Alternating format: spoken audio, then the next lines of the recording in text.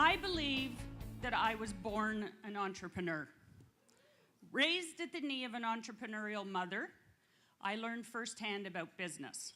My parents were very inclusive. They shared the ups, they shared the downs. My mother launched 6 businesses. 5 of them failed. The first 5 failed, but we learned a lot from it. And then she invited me to help her launch number 6.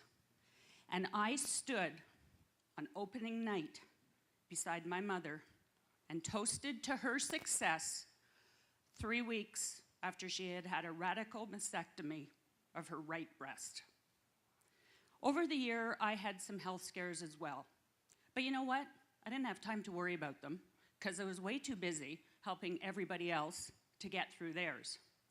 Numerous stints in the hospital had me dreaming up ways to keep the other kids in the wards from being lonely and scared.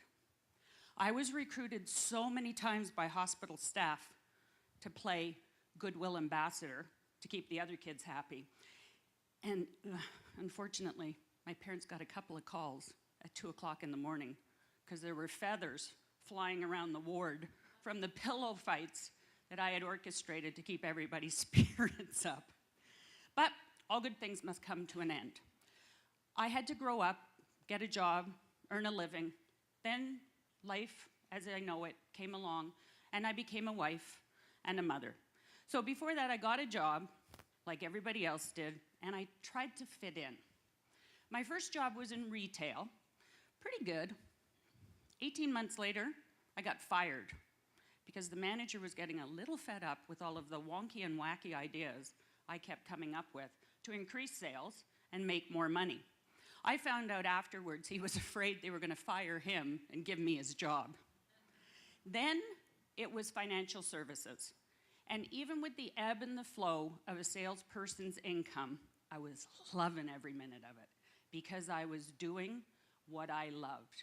I was helping people and becoming rewarded for it. So I moved up the corporate ladder, and I was happy for a little while. But something was always missing. So about 16 years into my career, I had decided that I was seriously thinking of getting out of corporate and starting my own business. But something happened that forced me to stay in my job.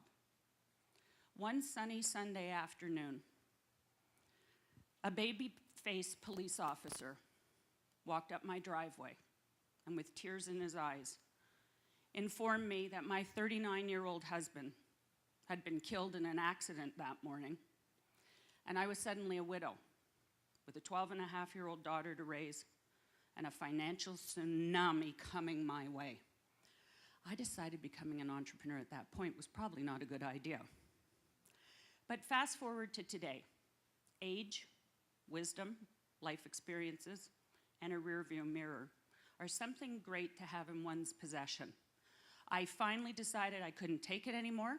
6 years ago, this month, Halloween, I quit corporate and I got out because my passion was gone. I'd lost my whole raison d'etre, and I felt like this square peg that was trying to shove itself into a round hole, and quite frankly, my sides hurt. I took a year off because I could, and I decided who I wanted to be when I grew up. So I put my life under a microscope, and I learned an awful lot of things about myself, what I loved and what I didn't love. But one of the biggest revelations to me was that every time life threw me a curveball, whether it be health, I got fired, I lost my husband, I never asked why me. I always asked, why now? What am I supposed to learn from this? And what am I supposed to take from this to help others? Today, I am a best-selling author of the book With the Stroke of a Pen, Claim Your Life, which is to help business people, individuals and families, to take control of their personal and financial futures. I have decided to use my extensive knowledge and expertise in the financial world and my life experiences to help entrepreneurs to create wealth, but more importantly, to preserve it.